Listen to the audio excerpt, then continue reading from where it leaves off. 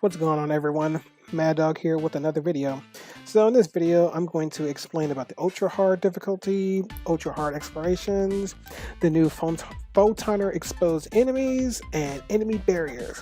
So I can tell you right now, and I've seen this a lot, I've heard this a lot, people are saying the game is not difficult enough. Well, prepare to eat your words, because this is going to be really difficult. Now, it's not going to be extremely difficult, but in this article right here, I will link this down below so you can take a look at it yourself. It's not much of an article, it's just the update notes that they did when episode 6 released the ultra explorations. And a lot of people were saying, the game is just too easy. It feels that way. It's not really a challenge on it. Ultra hard, extra hard, or extremely hard. Level 80 enemies and we're all level 90, so it's not much of a challenge. So with these, as I said here, face a brand new difficulty of foes in ultra exploration. Now it does say that they cycle between the subtunnels, desert, and quarry.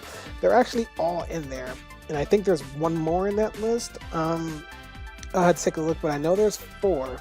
So during these ultra explorations, which I recommend doing them with the group, do not do this by yourself. No matter how OP you think you are, just don't attempt it, because not only is it reduced healing, but enemies have new attachments. Now, what that means is certain enemies, I'm pretty sure you're aware, they're just infected with the cores and they shoot out bulbs, and they're a weakness, so you can hit it with fire, ice, and lightning, or you could just flat out hit it and do extra damage. But of course, those enemies have more attack, more HP. With the photoner ones, they're not a weakness, they're way stronger, way more HP, and the orbs they shoot out cause more pain. So down here is just a couple examples of enemies that have been affected by the photoner effects. Again, not to go into spoilers, but they just change in colors, they change drastically in attack patterns. So enemies like Blue Rigonda or whatever, his attacks have changed so much. So, if you're so used to fighting him now, he's going to change quite a bit. And it'll say down here, so here is the photoner infection. So again, this is not a weakness, so don't attack this part. Just attack enemies at their regular weaknesses, because it just won't do anything. And so ultra-ized enemies is what they'll be called, of course. On NA, they'll be called something totally different, like they call everything totally different. So make sure that you're careful when you're fighting enemies with these cores, because they just hit so much harder. If you're like a squishy force or anything like that, you can get hit pretty hard and you can probably get one-shotted.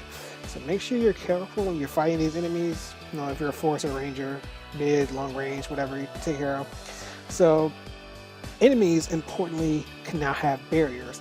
Now you need to deal with the enemies as, of course, I can't read that, but underneath the text right here, they'll say like barrier and where you have to hit them. So from like hitting them from the back, from the side, above, close range, far range, extremely far range, etc., etc.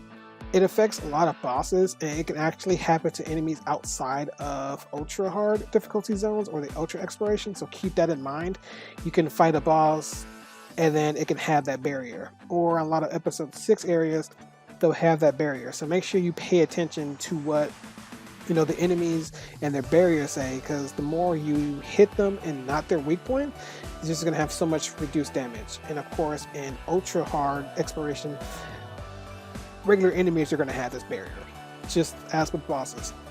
But the good thing is right here that Clarity and Mercy Trials can award people S-class ability capsules. So it's really worth it to do these for just the capsules alone. So if you're trying to like upslot your weapons right now for just the S-class abilities and stuff like that, or you're trying to farm the best ones, you may want to wait till episode 6 for all the better ones to come out. But if you're hell-bent to do it now, of course there's nothing stopping you. But these are the list of ability capsules that you can get. Radiating Grace, you can pause the video and read through these if you want. Again, like I said, I will link this bottom of the description if you want to take a look at it. And then here's just a handful of weapons that you can get just by doing the ultra explorations. Of course, like the dim weapons and stuff, that's 14 stars. They drop like candy in episode 6 and stuff like that. So here we go. So no 14, 15 star weapons and stuff like that. They're pretty decent weapons. The dim weapons, they're pretty decent and stuff like that. A lot of these weapons have like 3 or 4 S abilities, so they're really good. And then, you know, this doesn't apply to us, but there you go. So that's the new difficulty. It's very hard. I just want to be just clear on that. You know, this amps up the difficulty of PSO2 to very extreme heights. Spoiler, in the episode 6 story, 2 of the bosses are level 100. So if you plan on doing enemy bosses or story in hardcore, you've been warned. It's gonna get really hard. So I'll get into that later, of course, spoiler free. So check out next video. I'm not sure what I'm going to do in the next video, but I have ideas. I do want to touch on the last 2 classes. I did the review on Luster, but I want to do a Twirl. And that'll be it for this video, guys. So if you guys have any questions or comments, leave them down below. And as always, I take a look at them, answer as much as I can, etc., etc. So take care, guys. Peace.